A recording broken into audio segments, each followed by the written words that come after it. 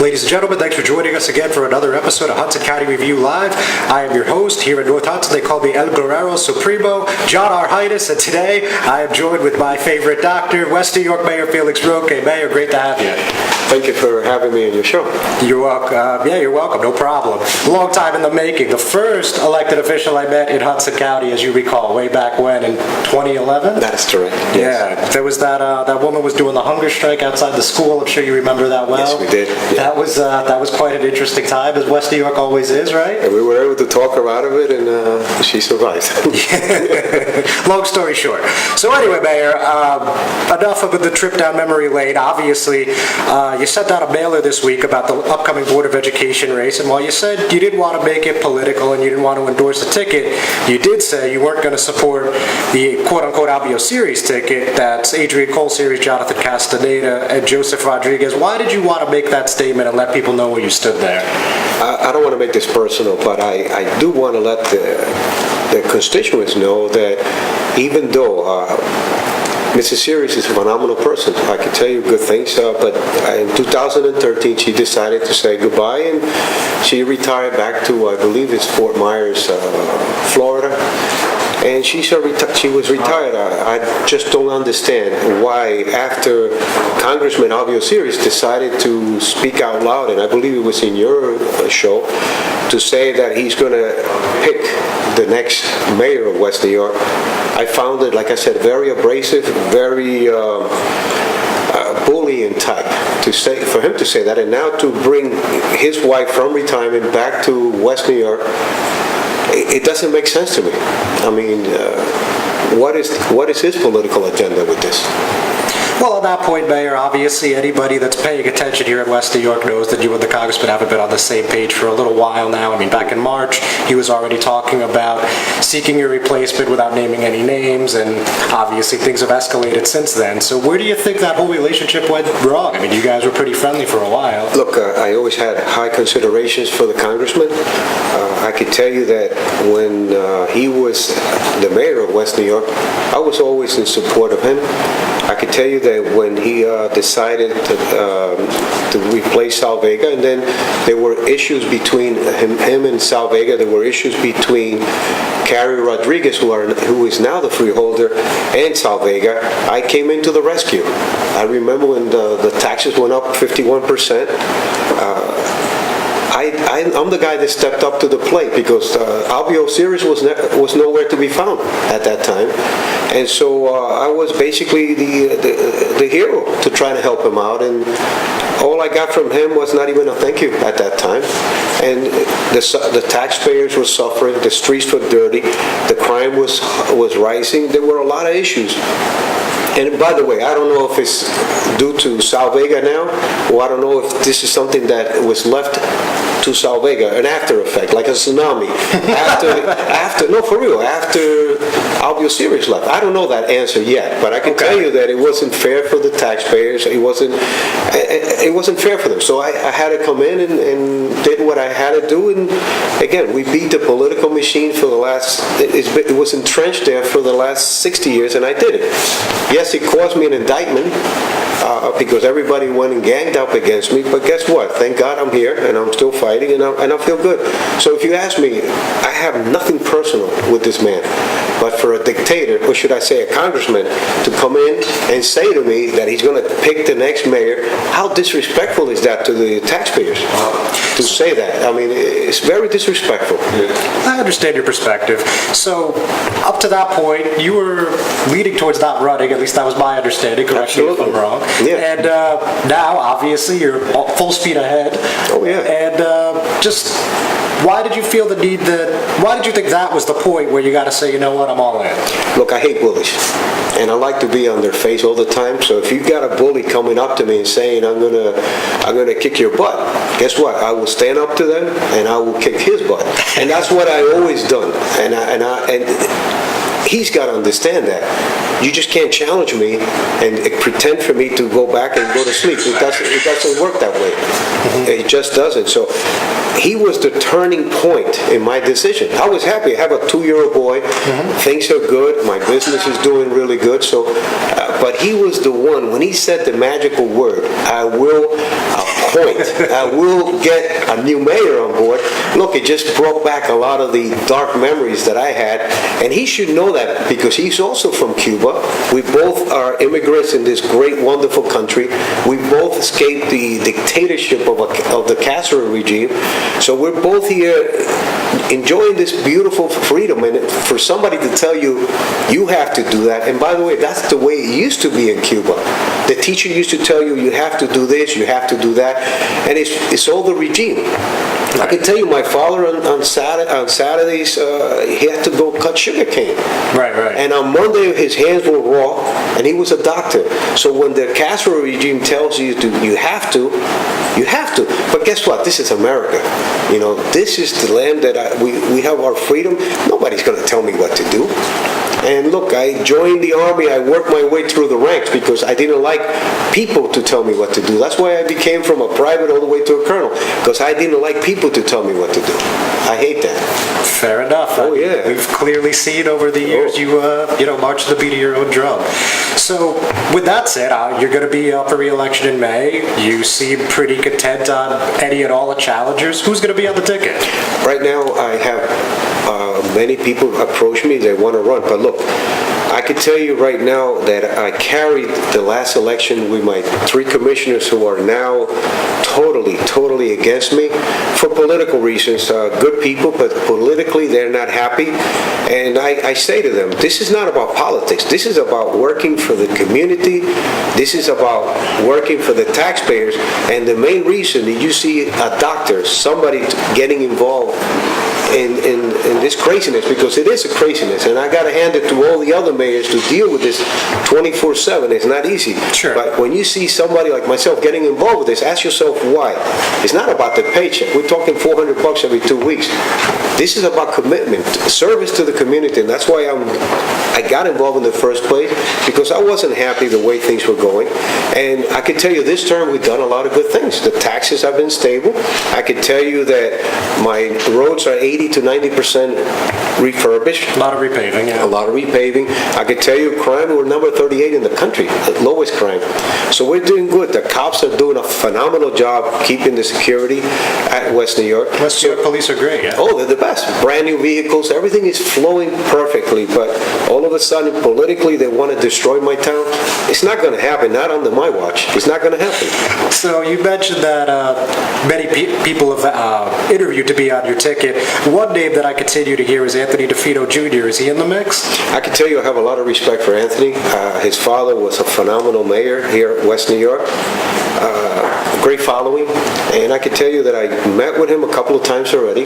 He's very interested in guiding this town into a new direction, and so I like to welcome him and other people that might be interested in joining me in improving the quality of life of the taxpayers at West New York, because we need to continue what we started 8 years ago, continue making West New York the diamond of the Northeast, and actually the diamond of New Jersey. Okay, so when we're talking about track record, obviously you built a great relationship with the police department, the roads are paved, etc. Don't want to repeat what you just said, but from looking back to 2011, just before you got into where we are today in 2018, what do you think are the major differences, beyond what you just said, obviously? I don't see a difference. The only thing I see is a political, repressive machine trying to take over this town, and it's not going to happen. Again, listen, I fought 8 years ago to keep West New York the way it is, to go forward, not go backwards, and so I see a political machine that is trying to take over the school systems now, which I'm not going to allow that to happen. That's the reason I am happy that this is an elected board. It's not an appointed board anymore, so I give the taxpayers, the residents, the option of voting for who they want to be the candidate, not a congressman to vote who the next board member should be. So, it's something that I'm not happy about. So we've talked about Albio and Adrian's series, as well as a little bit about Joseph Rodriguez, but the other person on the ticket, Jonathan Castaneda, of course, a former chief of staff from yours, so clearly you guys didn't end on the best of terms. Is that a little bit more personal for you? No, this is not personal. This is about, I always say, the actions define the person. His actions weren't very ethical, to the point that the petitions that he took from our people and handed them over, the allegations are out there. There's also, the allegations of the monies that he transferred from our Democratic committee to the Hudson County Democratic in the tunes of like $20,000. Unethical things to do. Look, be a man. That's what I say. Be a man, be honest, and if you have an issue, let's talk about it, but don't do sneaky things, because that's not the kind of example we need to set. Now, I heard also that he has a nice job working for ICE in the county. God bless him. He should be a happy camper. All of a sudden, he's the only person that interviewed, and they made a position. That's what I heard, just for him. God bless him. I heard that they tried to get him in the Port Authority, but somehow it didn't look good for him. So, listen. You're lucky that he's lucky he's working, but respect people, because that's what this is about, respect. Fair enough. So while we're still talking about the Board of Ed, I know you didn't want to endorse the slate, so I won't ask you to do that, but out of the 6 remaining candidates that you haven't said anything about, who do you think is qualified to serve, and who would you like to see serve, if anybody? Look, qualifications, I could tell you, and again, I'm trying to stay away as much possible. I know Mr. Frank Ferrero is running a ticket. I'm very happy with the ticket he's got. I know Mrs. Portillo is also in the other ticket, and I hear good things about her also. Mr. Aristi is a deacon. He's also very good. They have a good team. And again, they've been sending out a lot of literature. And this is all about the opposing team, how the literature is that they're making the board better. It hasn't. The board is working. We have a phenomenal board under the leadership of Adam Parkinson. We have a school superintendent who's actually is doing a phenomenal job with the school system. You can see that we're already graded like top schools. I mean, we're doing great. I don't want an outside force to come in and dictate how my school should be doing, because they're doing great. If it's not broken, why try fixing it? Fair enough. Makes sense. So with that, let's rewind for a moment. So a lot of people believe that your whole issue with the other 3 commissioners that are likely going to be on the same ticket in May, we'll see. But this whole friction started because of the Hudson County Democratic Organization chair race, some say, anyway. And obviously you supported Brian Stack. They supported Amy DeGees. We know what the end result was. But do you have any regrets about that race? Not at all. Look, I enjoy the friendship that I have with Senator and Mayor Brian Stack. My office is here in Union City. I have seen what he's done in Union City, and years ago, if you had to compare West New York to Union City, West New York used to fare more than Union City. The town, it was always clean, West New York. Now Union City, there's a lot of development here. Brian is doing a fantastic job for Union City, and we're catching up. And you've seen what we're doing now. The place to go and to purchase a property is West New York. The taxes are stable. We have multiple developments. So I'm learning a lot from Brian. He's a great leader, and he's done great for Union City. I'm copying a lot of his methods, and we're improving on West New York. And if you ask me again, who do I like? I like Brian. Look, nothing against the G's. I get along, lovely wife, like I always say, great person. But this is the new leadership, and this is somebody that I want to be with, and it's going to happen sooner or later. And that's the kind of person I endorse. Fair enough. Now, when we're talking about this, recently you had Tom DeGees, I believe that was at the 9/11 ceremony, and it seems like you guys are broken bread, and you're happy to endorse his re-election. Is that right? Absolutely. And how did you guys, manage to put the past behind? Look, I never had, like I said, no issue with Tom.